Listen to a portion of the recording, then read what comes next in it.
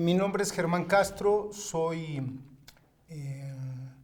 sociólogo, escribo, tengo un doctorado en letras y eso me hace bastante imperfecto. Me gusta tratar de entender lo que estamos viviendo. Me parece que estamos viviendo un momento importantísimo en la historia de nuestro país y que en ese sentido efectivamente somos muy afortunados. Bueno, de entrada no nos tocó una época aburrida, eso ya es ganancia. De entrada no nos tocó una época predecible, nos tocó una época de incertidumbre y eso es bueno. Y también nos tocó una época en donde podemos participar y en buena medida la participación tiene que ver con el entendimiento, con el tratar de entender qué diablos está sucediendo, ¿no? Gracias por la invitación. Yo les venía hoy a platicar de un asunto que me parece interesante porque una de las cosas que estamos viviendo actualmente tiene que ver con la redefinición de la identidad nacional. Dicho en pocas palabras, yo sé que se oye muy grandote, muy pretencioso, pero es tal cual, estamos viviendo un momento de redefinición de nuestra identidad nacional. Las identidades nacionales son imaginarios colectivos. Justo el próximo año serán 40 años ya de la publicación de Comunidades Imaginarias, un gran libro de Benedict Anderson que me parece que ha marcado en mucho el entendimiento de qué diablos es esto del ser nacional, ¿no? Y en ese marco acaba de suceder algo que me parece que vale la pena porque nos ilustra mucho qué diablos está ocurriendo.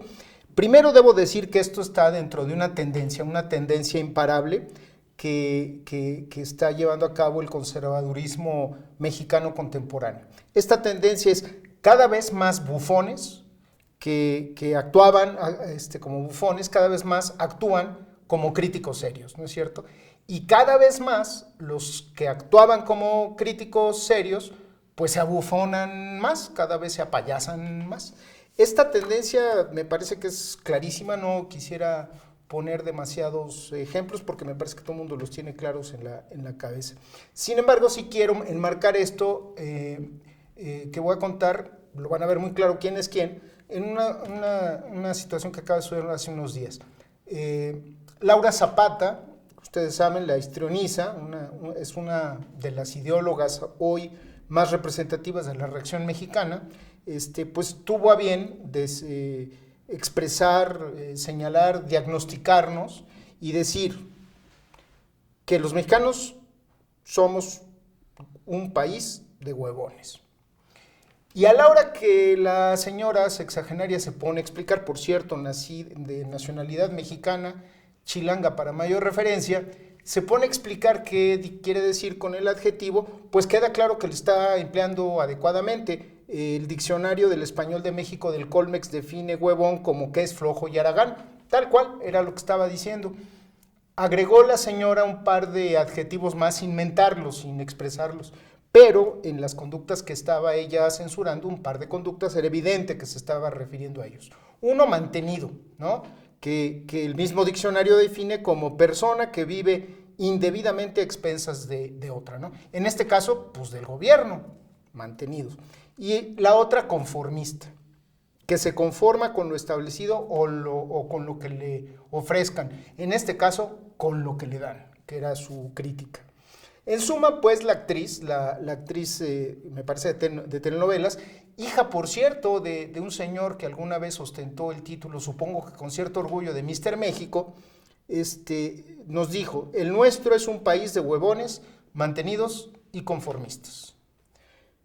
Ahora, cuando tú dices, el nuestro es un país, o México es un país, bueno, hay que partir de que México es un país en donde casi todos somos nativos. Solo, según datos del Censo de Población último, el de 2020, solo el 0.3% de los habitantes de nuestro territorio son extranjeros o nacieron en otro lugar, de tal manera pues que 99.9 somos mexicanos nacidos aquí, de tal suerte que afirmar que México es un país de huevones mantenidos y conformistas es una forma de decirnos así de feo a las mexicanas y a los mexicanos.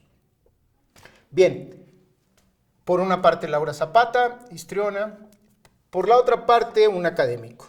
Y sí, claro, mucho más forrado de palabras, el doctor Guillermo Sheridan Prieto, por cierto, también de feño como Laura Zapata, como la señora Laura Guadalupe, también impulsado por el odio, por la tirria que le genera el presidente de la República, publicó hace unos días, primero en Letras Libres, debo decirlo, por ahí de los primeros días de julio, publicó un texto que sí voy a leer textual.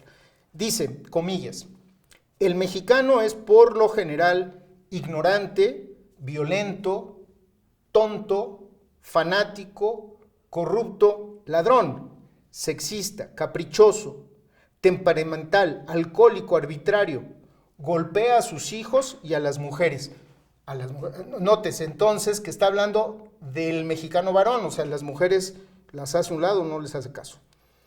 Sigue el académico, comillas, idolatra el ruido, tira basura, nunca ha respetado el derecho ajeno, se pasa los altos, evade impuestos, compra y vende piratería, zarandea a los peatones, no duda a la hora de hacer tranzas, desprecia la ley, no sabe aritmética elemental ni tirar penales. ¿Para qué traigo este cuento? Sirve el rosario de injurias anteriores para darnos cuenta, para hacer notar que ni siquiera alguien tan versado y que desprecia tanto al mexicano común, es decir, a la mayoría de sus connacionales como el doctor Sheridan, ni siquiera alguien que tiene esa capacidad verbal, está de acuerdo con la señora Laura Zapata, porque él es muy preciso al señalar críticas como que no sabemos tirar penales, pero jamás nos tilda de huevones. En realidad no es muy difícil probar que Laura Zapata, para denostar a sus connacionales, a su paisanada, está diciendo una mentira. Eso se puede probar fácilmente con datos duros, ya lo han hecho. Va un par de datos duros. México, según la OECD, es el país donde más se trabaja. De hecho, se trabaja sobrepasando los límites de lo legal. Fíjense, el mexicano en promedio dedica 2.124 horas al año al trabajo. Esto se traduce en 41 horas semanales, o sea, más de las 40, ¿no? 41 horas semanales. Para confrontarlo, en Estados Unidos, un estadounidense y un alemán trabajan solo 34 horas y 26 horas respectivamente. Claro, nos podrán decir, es que no son productivos o es que llegan y se hacen patos. No. Si alguien piensa eso, entonces que me explique cómo diablos los mexicanos que exportamos o que se van a otros países tienen tanto éxito por allá. En fin, creo que ya lo dijo mejor mi amigo el decimonero Cunín, que quisiera leer una décima que él escribió, porque justo a estas horas lo están operando. Deseo que le vaya muy bien. Dice, ya dijo Laura Zapata que somos unos huevones, sin aportar más razones que su clasismo delata. La OCDE muestra en la data de su gráfica y matriz que México es el país en donde más se elabora. Ignorante y vil de Angora y además pésima actriz. Bien, ahora, ¿quiénes son esos mexicanos a los que injurian tanto Laura Zapata como Sheridan Prieto? Para dar respuesta a esta pregunta voy a abrir otra que parece una pregunta boba y créanme que no lo es. La pregunta es, ¿qué es eso? ¿Qué es mexicanos? Mexicanos, en principio, pues bueno, es el plural de un gentilicio, del gentilicio que denota la relación, como cualquier gentilicio, con un lugar en específico. En este caso, México, ¿no? Hoy México es el país oficialmente llamado Estados Unidos Mexicanos. Es cierto, México también está en el nombre de al menos dos entidades federativas, ¿no? Ciudad de México, Estado de México. Está en el nombre como de, si mal no recuerdo, 50 y tantas localidades urbanas, más de 3,000 calles, en fin. Pero México es el país. Es cierto, también en las carreteras uno ve que si va a la Ciudad de México ahí dice México, pero uno entiende, ¿no?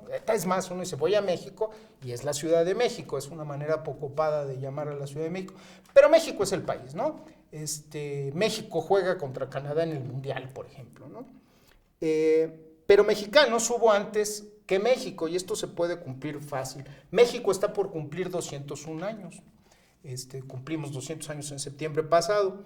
Mexicano, la palabra mexicano, antes de que existiera el país, antes de la independencia, ya aparecía en el diccionario de la Real Academia de la Lengua.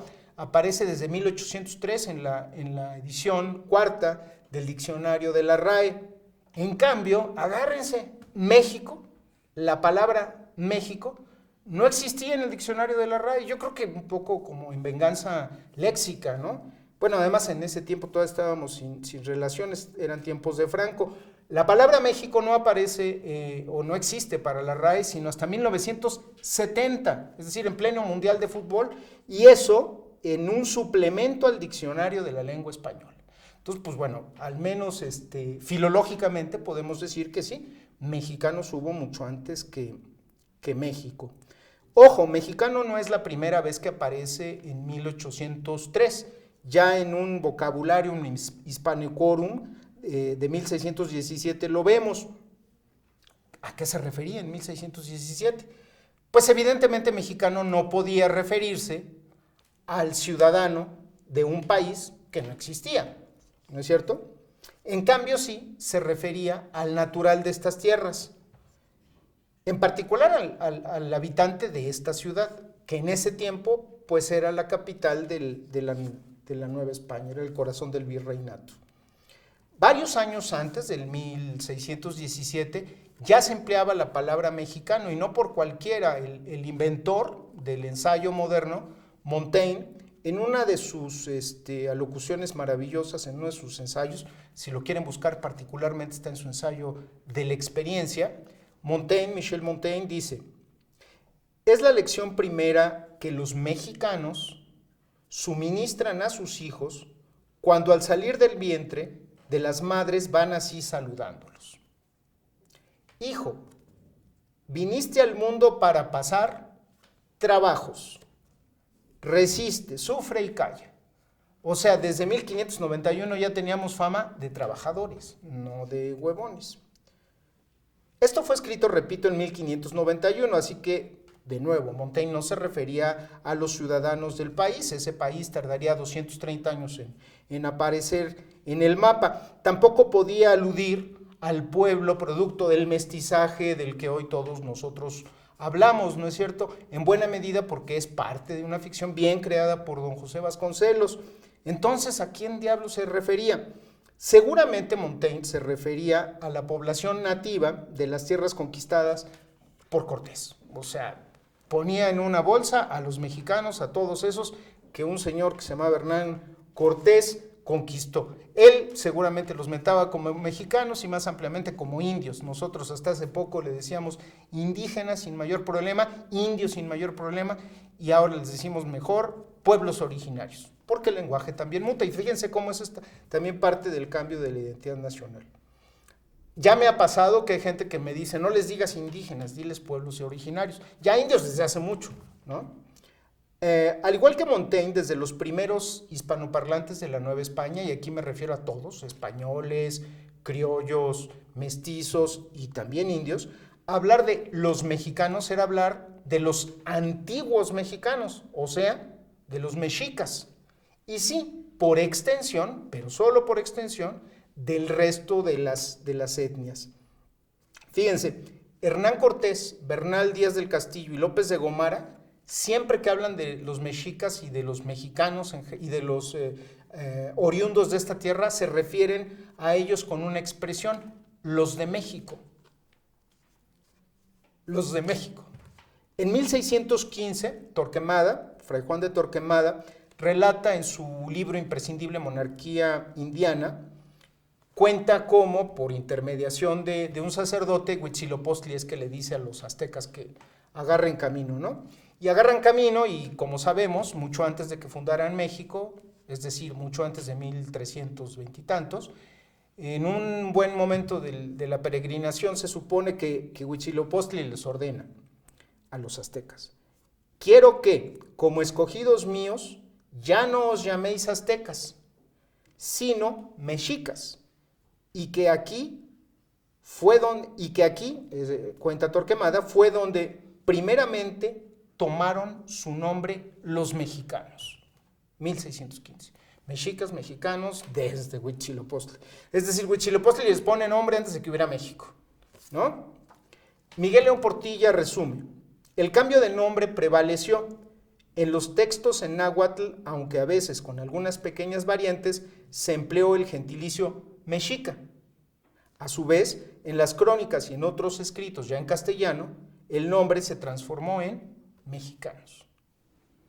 Así que en breve y en suma, resulta que me temo que tanto Laura Guadalupe Zapata, como Guillermo Sheridan Prieto, así piensan, como Torquemada seguramente, porque por supuesto, cuando insultan o denostan a los mexicanos, seguramente no se sienten insultados a sí mismos, aunque hayan nacido aquí, aunque sean chilangos. Ellos no son de aquí. Ellos, como nosotros, no son parte de la bola, de la mayoría, de toda esa gentuza que casualmente es la que apoyó al gobierno democrático que hoy gobierna este país y que fuchi. Tristemente, pues, con todo lo que acabo de comentar, espero que quede claro que para la derecha, para la reacción, para el conservadurismo, el gentilicio mexicano no es otra cosa más que un insulto. Terrible, ¿no?